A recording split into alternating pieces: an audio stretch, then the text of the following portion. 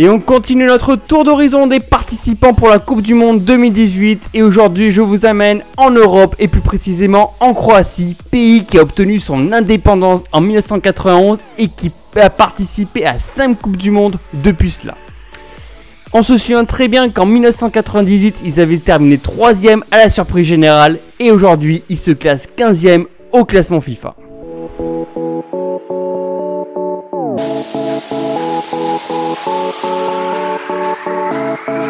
Ah, la qualification, une étape difficile pour accéder au mondial et c'est le cas également de la Croatie. Pourtant, elle avait été tête de série de cette phase de qualification devant des équipes telles que l'Ukraine ou encore la Turquie et pourtant, c'est l'Islande à la surprise générale qui s'empare de la première place et donc de la qualification directe. Mais pas de panique pour les Croates, ils se qualifient face à la Grèce 4-1. Et le plus beau but est attribué à Marcelo Brozovic lors de la victoire 2-0 contre l'Islande.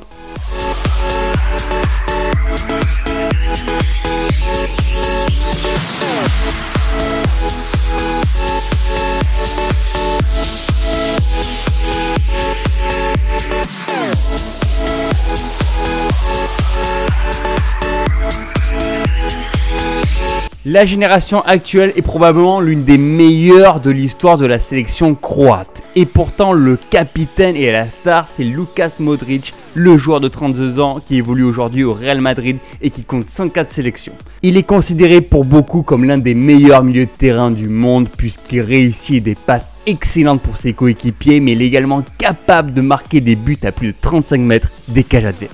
Mais le football est un sport qui se joue à 11 et il y a d'autres joueurs de talent dans cette sélection croate comme le joueur Mateo Kovacic ou encore l'attaquant de pointe de la Juventus de Turin Mario Mandzukic qui est un véritable renard de surface capable de mettre une tête ou d'aller battre le gardien en 1 contre 1. Il y a également des piliers comme Ivan Perisic de l'Inter de Milan, Nikola Kalinic ou encore l'autre leader technique de cette équipe Ivan Rakitic qui évolue aujourd'hui au FC Barcelone.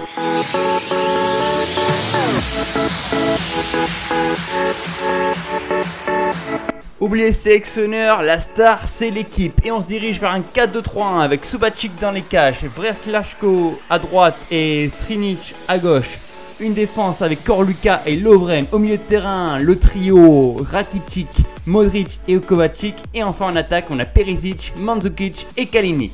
La Croatie est probablement l'une des plus belles équipes de ce mondial et malgré une qualification poussée, elle fera office d'outsider en Russie en juin prochain. Elle se retrouve dans le groupe D avec l'Islande, l'Argentine ou encore le Nigeria et elle aura de fortes chances de passer les phases de poule. Et vous, qu'en pensez-vous? Surprise en 1998 où elle avait terminé 3ème, est-ce que la Croatie est prête à remettre ça en 2018? N'hésitez pas à laisser des commentaires dans l'espace ci-dessous, à vous abonner à ma chaîne et à me suivre sur mes réseaux sociaux. Et moi je vous dis à bientôt pour un prochain numéro. Salut!